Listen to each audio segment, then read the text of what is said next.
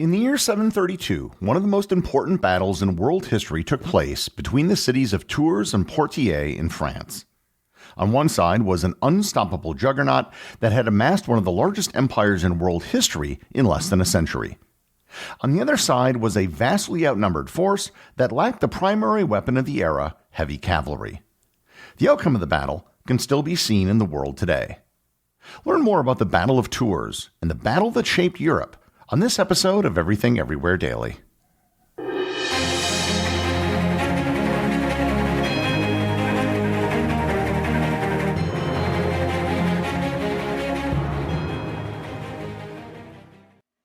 This episode is sponsored by ButcherBox. You've probably heard the old adage that you are what you eat. Nowhere is this more true than with the meats and seafoods you consume. And that is why ButcherBox sources only the highest quality meats and seafood. All of their beef is grass-fed and grass-finished. All of their chicken is pasture-raised. And all of their seafood is wild-caught. They're able to do this by finding only the best producers who can meet their high-quality standards. Make a commitment to eat better this year with the best meat and seafood on the planet delivered directly to your door. ButcherBox is currently offering my listeners their choice of a weeknight meal essential. 3 pounds of chicken thighs, 2 pounds of ground beef, or 1 pound of premium steak tips for free in every order for a whole year. Plus, you get $20 off your first order. So sign up today at butcherbox.com/daily and use code DAILY to choose your free offer and get $20 off. Your local McDonald's owners across Washington, D.C., Greater Baltimore, and Eastern Shore are committed community members who all celebrate the diversity of the neighborhoods that they serve. Black History Month is a special time to spotlight the many African American and Black individuals and organizations that have contributed to our area's growth and development. McDonald's sees, supports, and celebrates you now and all year long. A while back, I did an episode on the most important battles in history. These weren't the biggest battles or the battles where a general showed the greatest brilliance, but the battles whose outcome managed to shape the world. These battles were civilizational battles, battles between different cultures and empires, not just squabbles between neighboring kings or dukes over who would collect taxes on a piece of land. And several of these battles had to do with the rise of Islam. After the death of the Prophet Muhammad in 632, Islam spread out from the Arabian Peninsula like wildfire. To say that Islam was seemingly unstoppable is not an exaggeration. In a previous episode, I covered the accomplishments of Khalid ibn al-Walid, one of the greatest generals in history. As far as we know, he was undefeated on the battlefield and was responsible for much of the early spread of Islam. The Rashidun Caliphate was the first Islamic state after the death of Muhammad, and within 30 years it had spread to conquer the Arabian Peninsula, much of modern Iran, the Levant, and the northeast coast of Africa. It was during the Rashidun Caliphate that another one of the great battles in history took place, the Battle of Yarmouk in 636. I covered the Battle of Yarmouk in a previous episode, but basically the forces of the Islamic Caliphate defeated the Byzantine Empire, which was actually the remnants of the Roman Empire in the east.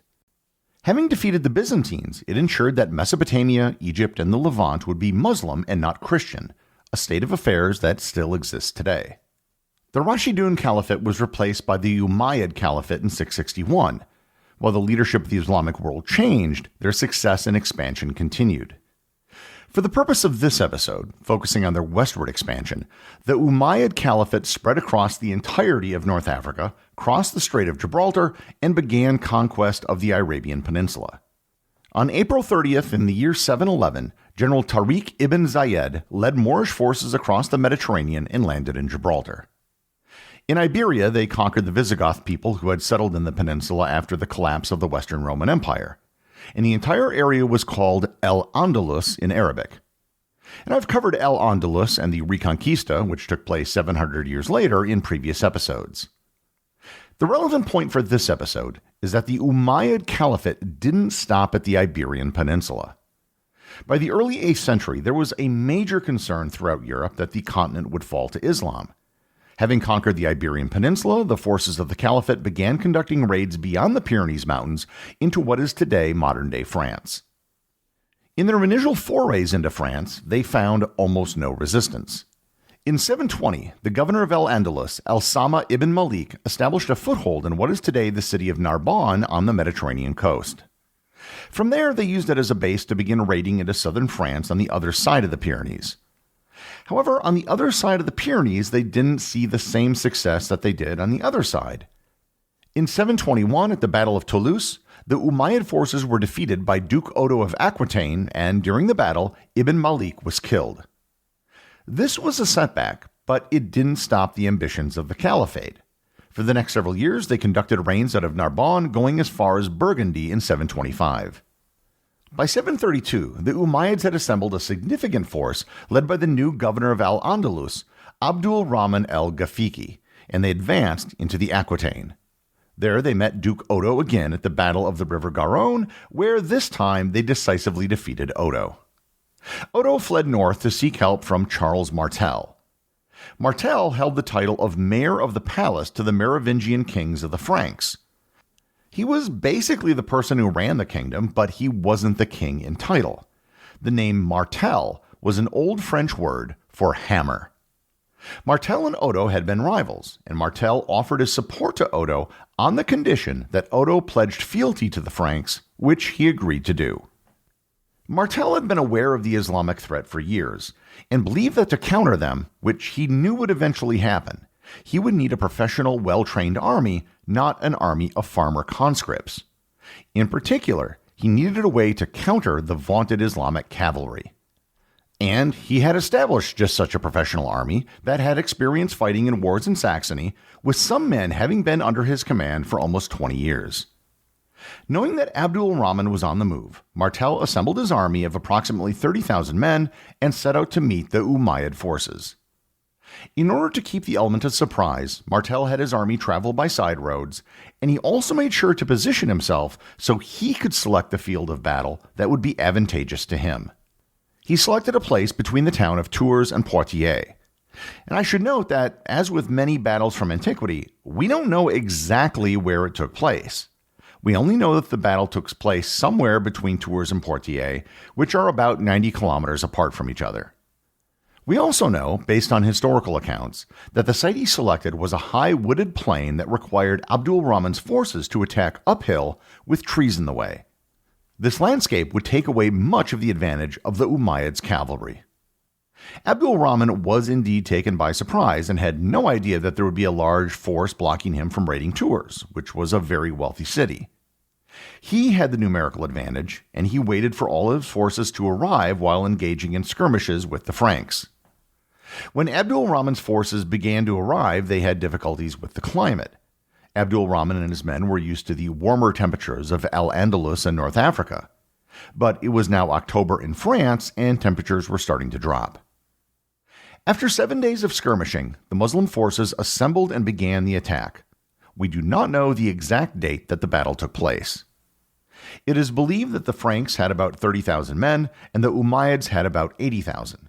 However, Abdul Rahman had no idea the size of the Frankish force that he was facing because they were mostly hidden by trees. Martel had no heavy cavalry of his own, which was very unusual for this time period. Heavy cavalry were the tanks of that age and were a key component to almost every military conflict in Europe. Martel instead had his men heavily armed and formed themselves into squares, similar to how ancient Greek troops would form a phalanx. The Umayyads threw wave after wave of cavalry at the Franks, who managed to repel them each time due to the advantage of their terrain, their formation, and the experience of their soldiers. Another factor was the fact that the Islamic cavalry was lightly armored, which made them more susceptible to infantry. The Umayyad horsemen would take their plunder from attacks and buy jewels and trinkets, not heavy armor. Their weapons were usually just spears that would break on first contact, and their armor was usually just a chainmail shirt. Eventually, the Umayyads did break through the Frankish lines and attempted to attack Martel directly, but his personal guard managed to repulse the attack and save him. What eventually swayed the battle was a flanking maneuver that Duke Odo conducted. He took a Frankish cavalry force, swung wide around the Umayyad army, and attacked the Umayyad camp. All of the booty and plunder that the Umayyad army had collected was back at their camp, And that was the primary reason why most of the men were fighting in the first place. Many of them had traveled with their wives and families as well, who were still at camp. So a large part of the Umayyad army broke formations to retreat and defend their camp, which caused their lines to fall apart. As the Umayyad forces retreated to their camp, Abdul Rahman attempted to rally his troops and reform his line. However, he was quickly surrounded by Frankish forces and killed. With their leader dead, the Umayyad army retreated back to Al-Andalus. Charles Martel prepared for a counterattack the next day, but it never arrived. This was not the last attempt of the Caliphate to attack France, but it was by far the largest and most serious. In 736 and 739, there were other raids into France, but they proved just as unsuccessful, and there were no serious attempts to advance beyond the Pyrenees after that. So how did an army that had been almost unstoppable for a century suddenly fall short once it entered France? Much of the credit goes directly to Charles Martel, who had clearly been preparing for this conflict for several years. He had a trained, experienced army who was able to defend against cavalry attacks. Martel had the element of surprise and was able to pick the field of battle, and the cold weather in October in France probably also played a part. However, there was also probably an element of hubris amongst the Umayyad forces and leaders. Abdul Rahman, who otherwise was considered a good leader, committed many basic errors, including letting his opponent pick where the battle was going to take place. The Umayyads had experienced so much success that they probably thought failure was simply impossible and got sloppy. The fact that so many men in their army were primarily concerned with their plundered loot was also used against them. Ultimately, what makes the Battle of Tours still worth talking about 1,300 years after it happened has to do with the implications of the battle. Many historians see the Battle of Tours as the event which set the limits of Islamic expansion in Europe. It was also responsible for Europe remaining Christian, as the Battle of Yarmouk was for the Middle East becoming Muslim. It stopped the unstoppable force which was the Umayyad Caliphate and put limits on their territorial expansion, at least in the West. The battle also had huge implications for the political alignment of Europe. The battle cemented the power of Charles Martel. Charles was never a king, but his son Pepin was, becoming the first Frankish king in the Carolingian dynasty, a dynasty named after Charles Martel. Pepin's son Charlemagne was named after Charles, and in the year 800 became the first European emperor since the fall of the Western Roman Empire over 300 years earlier. Charlemagne was the first Holy Roman Emperor, which began a line that continued until the early 19th century. The Battle of Tours, like the Battle of Yarmouk, is seldom taught in schools today, but it should be, because the outcome of the battle had such wide-ranging implications for the entire world. If the events of October 732 had gone another way, we would be living in a very different world today. The executive producer of Everything Everywhere Daily is Charles Daniel. The associate producers are Peter Bennett and Cameron Kieffer. I wanted to give a big thanks to everyone who supports the show on Patreon. Your support helps me put out a new show every day. And if you're interested in Everything Everywhere Daily merchandise, Patreon is currently the only place where it's available. And if you'd like to talk to other listeners of the show and get notified of future episodes and projects, please join my Facebook group or Discord server. Links to everything are in the show notes.